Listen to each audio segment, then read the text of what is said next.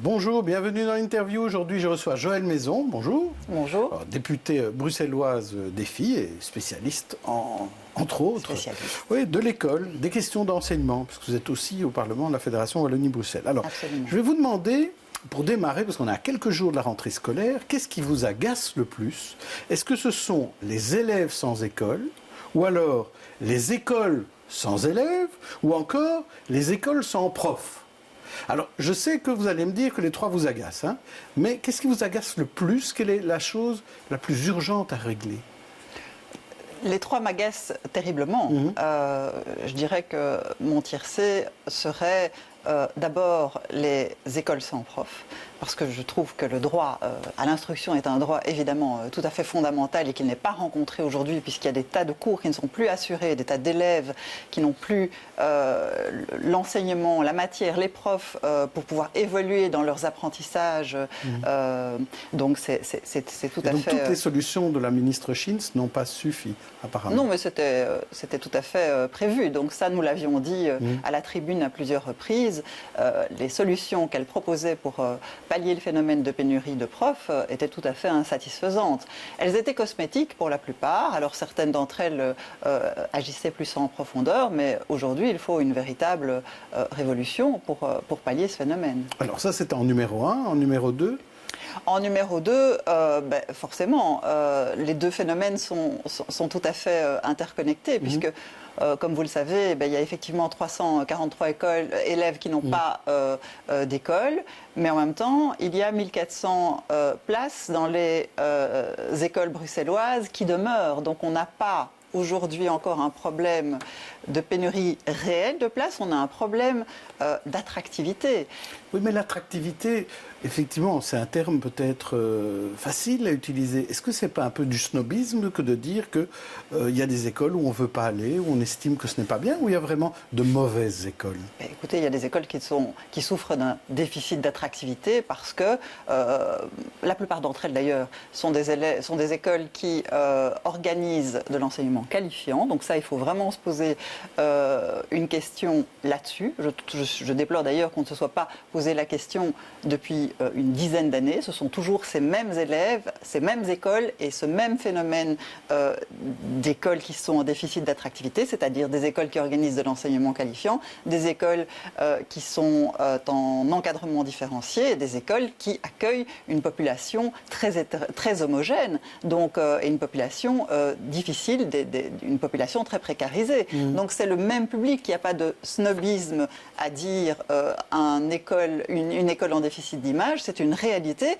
Et le problème, c'est que les différents gouvernements ne se sont jamais attaquer réellement à ce problème. Oui, mais comment résoudre ce genre de problème? Parce que finalement, à part peut-être séparer l'aspect qualifiant de l'aspect général, ça peut être une idée?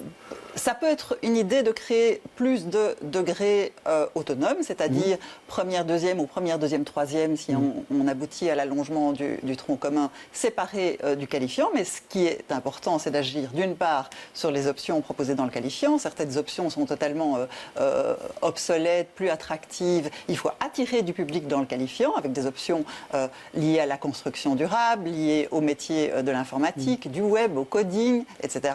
Ça manque, tout ça. Ça manque. Il faut agir par rapport aux bâtiments, parce que très souvent, ces écoles sont aussi des écoles qui sont très mal isolées et qui sont dans un état... Est-ce qu'il faut régionaliser les bâtiments? Le financement des bâtiments scolaires, certainement. Ça permettrait de faire appel aux fonds européens et aux tiers investisseurs, ce qui permettrait évidemment d'accélérer le processus de rénovation, de restauration des bâtiments scolaires. Et il faut agir, et ça c'est évidemment l'essentiel, sur les profs. Parce que dans ces écoles-là, il est quand même singulièrement plus compliqué d'enseigner que dans une école à Woluwe-Saint-Pierre ou à Uccle, pour citer des exemples que je connais. Alors le décret inscription, parlons-en quand même. Est-ce qu'il doit évoluer? Est-ce qu'il faut le supprimer? Alors le décret inscription a montré en ces 12 années d'existence qu'il ne rencontrait pas ses objectifs. Donc ni son objectif de mixité, la mixité ne se décrète pas, on l'a déjà dit, et ça se voit, la situation reste identique, ni ses objectifs en termes de performance, on a vu les performances de nos élèves en PISA, ni ses objectifs d'égalité, d'équité, ni de transparence, puisqu'on assiste quand même à un phénomène d'énorme complexité pour le calcul de l'indice composite. Donc ce n'est pas accessible à tout le monde. C'est vraiment compliqué de calculer son indice composite. Donc il n'a pas rencontré la plupart de ses objectifs. Maintenant, il faut changer les critères, il faut beaucoup plus s'attarder aux critères pédagogiques, me semble-t-il. Il faut supprimer le critère de référence à l'école primaire qui est tout à fait absurde. Il faut conserver une procédure transparente, mais surtout, je vous l'ai dit, le plus important, une procédure générale d'inscription transparente et globalisée. Mais ce qu'il faut surtout, c'est agir sur les écoles qui sont en déficit d'image, à travers les moyens que je vous ai cités, mais surtout à travers les profs. Je crois qu'il faut, et c'est une proposition iconoclaste, mais je crois qu'il faut mieux rémunérer les profs qui travaillent dans les écoles plus difficiles. Il faut une prime à la difficulté d'enseigner. Alors, il y a 6 nouvelles écoles secondaires à Bruxelles, 2 de l'officiel, 4 du réseau libre. Dans le réseau libre, il y a 2 catholiques et 2 islamiques. Donc, le cours de philosophie et citoyenneté dans ces nouvelles écoles, on ne va pas beaucoup le voir, hein. Mais écoutez, le cours de philosophie et citoyenneté n'est à l'heure actuelle, comme on le sait, appliqué que dans le libre non confessionnel et dans les écoles officielles. Il y a eu un vaste débat là-dessus. On est en discussion et en négociation et en concertation avec le réseau libre sur le sujet. C'est une question qui mérite d'être approfondie, effectivement. Alors, malgré les appels du pied de votre président, dans les négociations Fédération Wallonie-Bruxelles, on ne voit toujours pas d'effet. Et le président a dit que vous auriez tout à fait votre place pour discuter d'enseignement. Écoutez, ça me fait plaisir. Oui, je pense que, en tout cas, j'ai une certaine légitimité. Vous disiez au début de l'interview que j'étais une spécialiste. Je ne sais pas qui est spécialiste de l'enseignement. Moi, je ne suis pas pédagogue.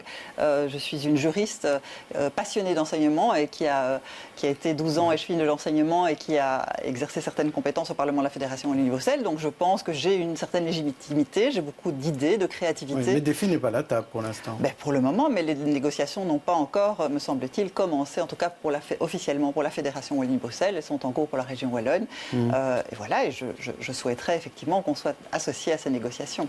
Alors à Bruxelles, par contre, là, c'est bien réglé. Il y a un gouvernement, et un gouvernement qui n'a pas encore beaucoup parlé, mais ce matin, la ministre Van den Brandt, elle a parlé. Elle a dit que la taxe kilométrique pour entrer dans Bruxelles, il faudrait le faire. Alors d'abord, elle a dit qu'il ne fallait pas attendre l'avis des autres régions, puis maintenant, elle dit qu'il faudrait quand même un peu discuter. Ça a créé tout un schmid. C'est une bonne idée, cette taxe kilométrique? En tout cas, c'est une mauvaise idée de laisser la situation telle qu'elle est aujourd'hui.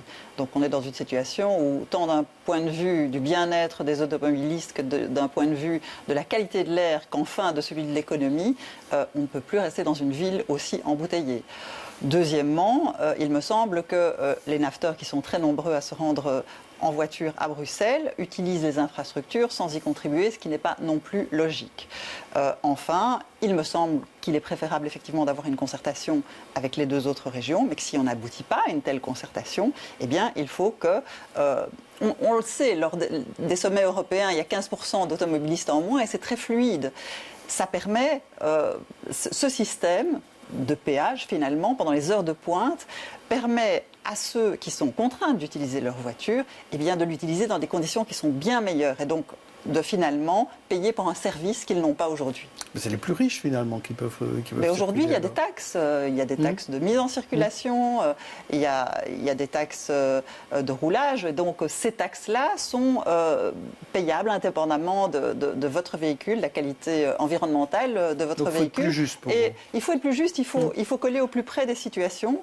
Et puis il faut permettre aussi aux gens de pouvoir organiser leur temps. Ça permettrait aussi plus de télétravail, ce qui favorise aussi le bien-être des gens au travail. Ça permettrait aussi d'élargir les possibilités d'arriver à son travail un peu plus tôt, un peu plus tard. Et donc ça permettrait de fluidifier l'ensemble des échanges, me semble-t-il. Alors pendant l'été, on a beaucoup parlé du fait est-ce qu'il faut aller en avion, pas en avion, critiquant parfois certains écologistes qui apparemment passaient des vacances en allant en avion pour y aller. Et justement, vous avez fait une photo sur les réseaux sociaux avec Boris Diliès, où vous vous êtes un peu moqué de vos collègues écologistes Alain Marron et Christos Doulkeridis, qui avaient aussi publié une photo où ils étaient ensemble en vacances. Et eux, on les a critiqués en disant, comme c'était en Grèce, qu'ils avaient pris un avion. Est-ce que cette question de cohérence avec ces idées, est-ce que c'est vraiment quelque chose où l'homme politique doit absolument être strict là-dessus ? Vous venez de me parler de la taxe kilométrique. Moi, j'ai abandonné ma voiture depuis 1 an et demi. Tout le monde me dit, ah oui, tu as une cinquantaine d'années, tu es active, etc. Tu as besoin de ta voiture. Mais non, je n'ai pas besoin de ma voiture. J'utilise des vélos partagés, j'utilise des transports en commun, de temps en temps une voiture partagée, de temps en temps un taxi. Effectivement, moi je ne pense pas, on s'est moqué gentiment, c'est une blague et je trouve que c'était de bonne guerre. À partir du moment où on annonce des vacances en Ardèche, eh bien on se retrouve en Grèce. C'est le cas d'Alain Marron, oui. On a pris effectivement cette photo, mais c'était de l'humour. Tout le monde sait, tout qui me connaît un petit peu, sait que je suis volontiers une blagueuse. Et donc voilà, effectivement il faut une cohérence. Ce n'est pas pour autant que je dirais que c'est interdit de prendre l'avion pour quelqu'un qui est membre du Parti écolo. Alors, il y a quand même un point commun entre vous et Boris Diliès. Bon, vous êtes Uclois tous les deux, certes, mais vous êtes tous les deux, faites partie des présidentiables. Lui, il est candidat à la présidence de la régionale bruxelloise UMR, et vous, on vous cite parmi les candidats présidents pour remplacer Olivier Minguin. Alors, est-ce que c'est vrai que vous êtes candidate ? Je ne suis pas officiellement candidate. J'ai toujours dit en interne, et à qui me posait la question, que ce n'était pas un souhait de ma part, pour 2 raisons. Alors, une raison de fond, il me semble que je fais mieux une chose quand je la fais toute seule, comme députée ou échevine, que quand je cumule. Donc ça, c'est un engagement que j'avais pris déjà il y a de nombreuses années, avant même... président sans avoir d'autres activités. Être président, je tiens à mon mandat de député au Parlement de la Fédération Wallonie-Bruxelles. Donc voilà, pour une deuxième raison aussi, c'est que le mandat de président implique le fait de se sentir très à l'aise dans des groupes très nombreux, de se sentir très à l'aise à la télé, à la radio, dans les médias, de réagir débrouillez pas mal, hein. Très spontanément. Je vous remercie, mais je ne me sens pas complètement à l'aise. Alors voilà, pour ces 2 raisons, je ne suis a priori pas candidate. Maintenant, il y a des tas de candidats potentiels qui sortiront du bois, j'imagine, avec un projet, parce que c'est ça qui est important aussi, c'est indépendamment de la personne. La personne est importante aussi, mais le projet est important. Donc j'en vois au moins 6 qui sont susceptibles d'être présidents et qui ont toutes les qualités. Ça ferait une élection peut-être plus vive que celle des colos. Oui, effectivement. Enfin bon, là, ils ne se sont pas encore déclarés, donc je ne vous dis pas qu'il y a 6 candidats qui vont se déclarer, mais je vous dis que j'en vois en tout cas 6-7 qui sont susceptibles de se présenter. Je ne l'avais pas compté parmi ceux-là. C'est un bonus. Merci Joëlle Maison d'être venu nous expliquer tout cela. Demain, on se retrouve avec un autre président, Rachid Madran, le président du Parlement bruxellois. D'ici là, bonne soirée. Au revoir.